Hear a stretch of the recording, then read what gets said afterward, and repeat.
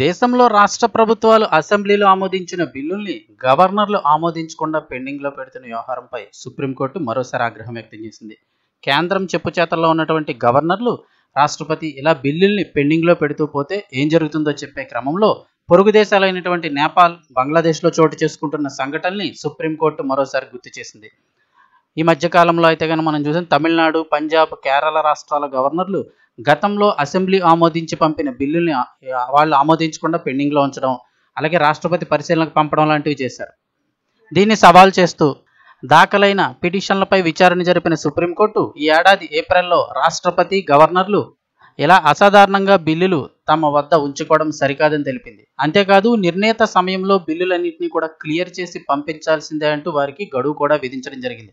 అప్పట్లో రాష్ట్రపతికి కూడా గడువు విధిస్తారా అని చెప్పేసి ఆ వ్యాఖ్యలు అయితే కనుక చేయడం జరిగింది. సుప్రీంకోర్టుకి అధికారం ఉందా లేదా అంటూ అప్పట్లో న్యూస్ కూడా రావడం జరిగింది.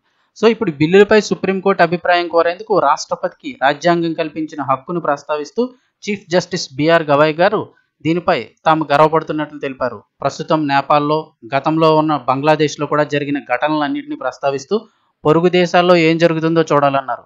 నెల రోజులకు పైగా బిల్లులను రిజర్వ్ చేసే విషయంలో సొలిసిటర్ జనరల్ తుషార్ మెహతా రాష్ట్రాలు, కేంద్రపాలిత ప్రాంతాల గవర్నర్లను సమర్థించిన నేపథ్యంలో సుప్రీంకోర్టు ఈ వ్యాఖ్యలు చేయడం జరిగింది.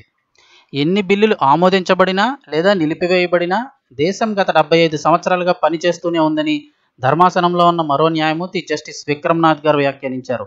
రాష్ట్ర ప్రభుత్వం ఆమోదించిన బిల్లుల్లో 90% గవర్నర్ ఒక నెలలోపే క్లియర్ చేస్తారని సొలిసిటర్ జనరల్ తెలిపారు. 1970 నుంచి 2025 వరకు కేవలం 20 బిల్లులు మాత్రమే ఇలా ఆలస్యమైనట్టు తెలిపారు. దీంతో అయితే కనుక చీఫ్ జస్టిస్ ఈ సమాధానాలతో సంతృప్తి చెందలేదు.